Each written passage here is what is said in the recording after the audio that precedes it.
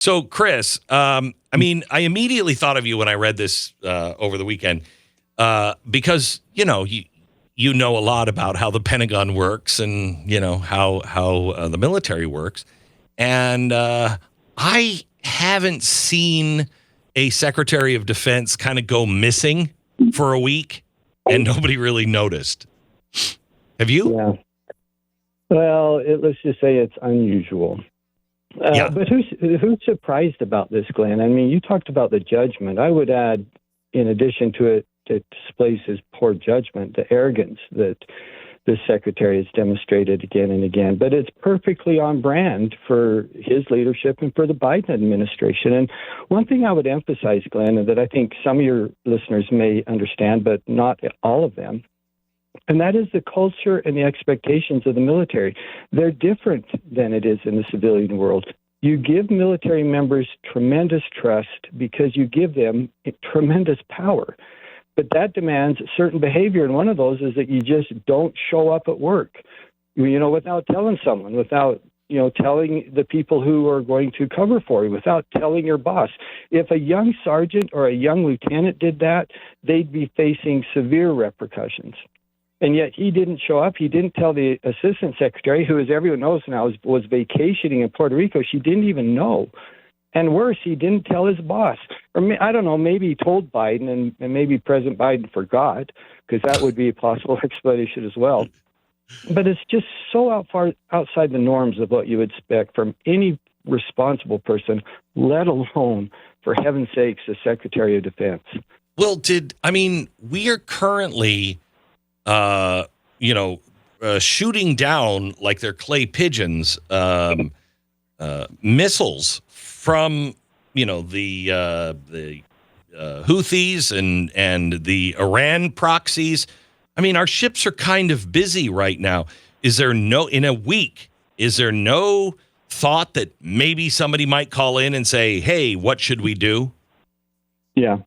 Yeah, so not only the ongoing, skirmishes we're having with the Houthis, which is a whole nother conversation, by the way, but, there's also the efforts that we have in the war in Gaza. Who's coordinating with the Israel Air Defense Ministers on those efforts? What about the fact that we had a strike into Baghdad during this week on January 4th? Who coordinated that?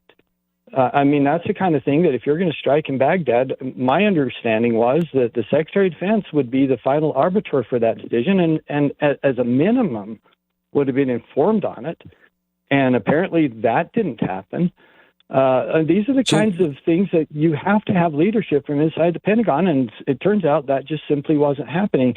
And by the way, Glenn, if you'll allow me, that's not the first time, because I've said the Secretary should resign immediately after the debacle in Afghanistan, after the China balloon. The fact that we have not met our recruiting goals, all of these things fall on his shoulders. He should have resigned 2 years ago.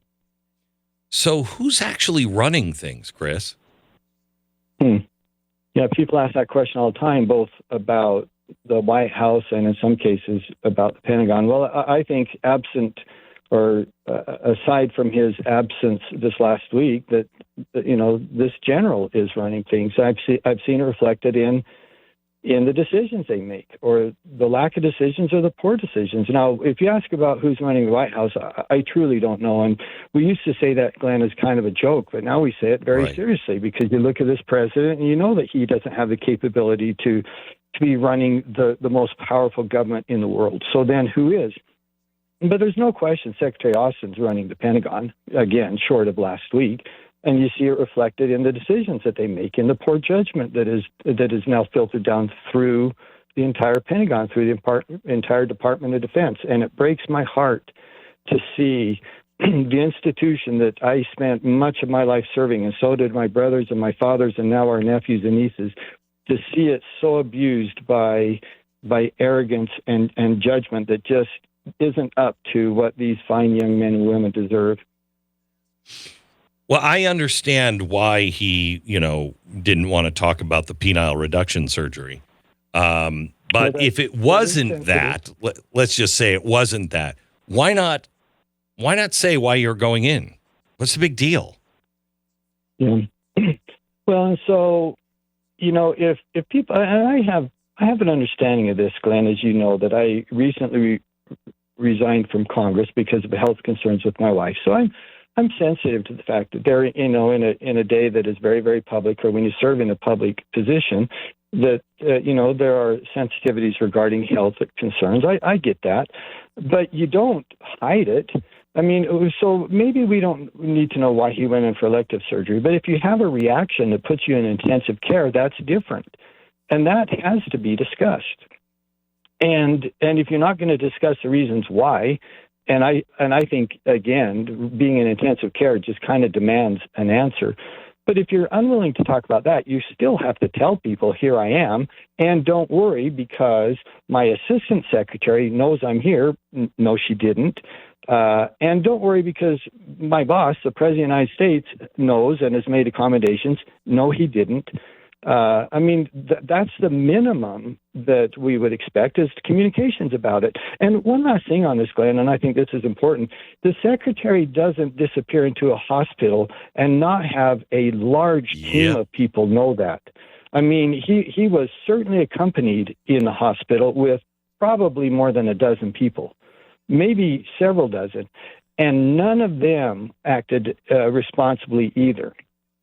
Some of them should have raised their hand and said, hey, the American people and leadership at the White House deserves to know where we are today. Chris, thank you so much. I want to ask you about your look at 2024. I'm going to give you a second to think about it as I do a commercial. But what are we facing in 2024 that keeps you awake at night or makes you feel good that this is coming our way? We'll talk about that in 60 seconds. Chris Stewart is with us. Chris, you've been a congressman. You've worked in intelligence. You have been with the services forever, you and your family. What do you look at now and say, this is something that keeps me up, or this is something that I keep looking at and saying, well, that's good. There's some good news coming. Yeah. Well, okay, let me do the good news, because I do think that we are on a tactical basis, which is we haven't won the war, but we've won a few battles. I do think we are turning the tide on some things. You mentioned earlier about ESG or some of the real kind of battles, social battles that we've had. And I think people are just exhausted by it. And frankly, I think they're sickened by it. And we are winning on a couple of those things. And I think it's going to clearly be one of the primary conversations during the election. And I think, again, we're winning some of those battles, or at least we're slowing some of them down.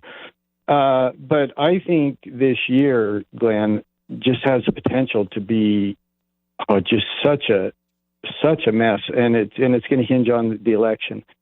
Glenn, that the last book I wrote that you and I've talked about, the premise of that is a contested election where we truly have half the country who just says whoever wins, he's not legitimate. I will never recognize him as our president. And President Trump is going to be found guilty of some charges. It's just almost inevitable. We don't know which ones, but he will be. And then the Democrats are going to say, look, he's a criminal. He can't be the president of the United States. Well, we know that's not true. The criteria to be the president of the United States is really simple. You got to be 35 years old. You got to be a U.S. citizen. And no state, no person, no other agency or organization can add requirements. That's it. And so the president's going to continue to run, and the Democrats are already setting it up to say, well, two things. Number one is he's a Nazi, he's an authoritarian, and therefore we can never let him serve. And the second is, he's a criminal. And I think, meanwhile, the Republicans look at this and go, well, you all, the projection on this is just beyond irony about them accusing Republicans of being totalitarian when we've seen the history of what they've done. And I just plan about the election this year. I worry about the chaos and the riots. I think it's going to make 2020 look like a garden party, or at least potentially could. And then ultimately, putting us in a place where there's actual real uncertainty about who is the president. And I don't know how our country walks through that without some just real pain. And deep, deep scars. That would destabilize. I mean, if we were going through that, if I were China, I'd go into Taiwan right away. Yeah. Because we would just not have the capability. So you'd lose that. Any of the bad guys just come after us. I mean, we're entering that time I talked about in 2008, where all of our enemies will see that we are so weakened that without coordination, they'll just all look at each other and go, now, go, go, go, go, go. Yeah, 100%. 100%. That's a great fear. And you have to recognize that these leaders do watch what's happening internally, and they do take measure of that. It is part of their dynamic. How will the U.S. respond? And how are they going to respond if they're divided or if they're chaotic or if there's uncertainty about who the actual president is? And by the way, the American people will be exhausted by this effort as well, and it's much harder for them to say, well, okay, while we're in the midst of all this, yeah, let's go ahead and intervene in a war in the South China Sea. And here's something else to keep in mind with that, Glenn. That's really important. Most of the wars that we've been involved with for the last generation, very little sacrifice for most Americans. Now, for those people serving, it's incredible sacrifice, but most Americans, it's not. But a war with China, if for no other reason than this, the best analysis shows a 9% reduction in GDP from a war in the South China Sea. To give that some measure, there was a 7% reduction during the Great Depression. Every one of us will feel it if we have a war with China. And it won't be the kind of thing where we think, gosh, I pray for our soldiers because they're over there fighting a war. Every one of us will be praying intensely because every one of us will be affected by it. There's no way we could go in and protect Taiwan at this point, is there? Yeah, there actually is, Glenn. I mean, it's very, very difficult. I mean, the hope is that we can manage a deterrence, which would convince China it's just not worth the cost, which is, of course, what we're trying to do now. But, if you think that, or someone who would suppose, well, Taiwan won't be nearly destroyed in the effort. And as an example of that, some of these exquisite chip manufacturers where the world relies on them, they are placed in a position geographically where the focus of the war will be. There's very little chance that they would survive unharmed. And so when you say, well, can we really go in and protect Taiwan? Yeah, we can probably protect the island from being actually militarily taken over, but it's going to come at a real cost. What happens if you lose those chip plants? What's the world look like?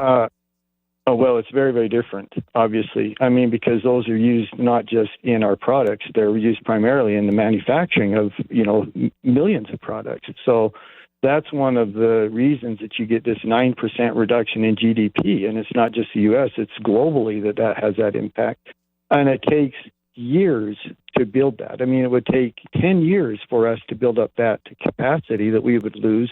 The good news is China, it'll take them a generation. They have no capability or very, very limited capability to build it up. It would not be in President Xi's lifetime.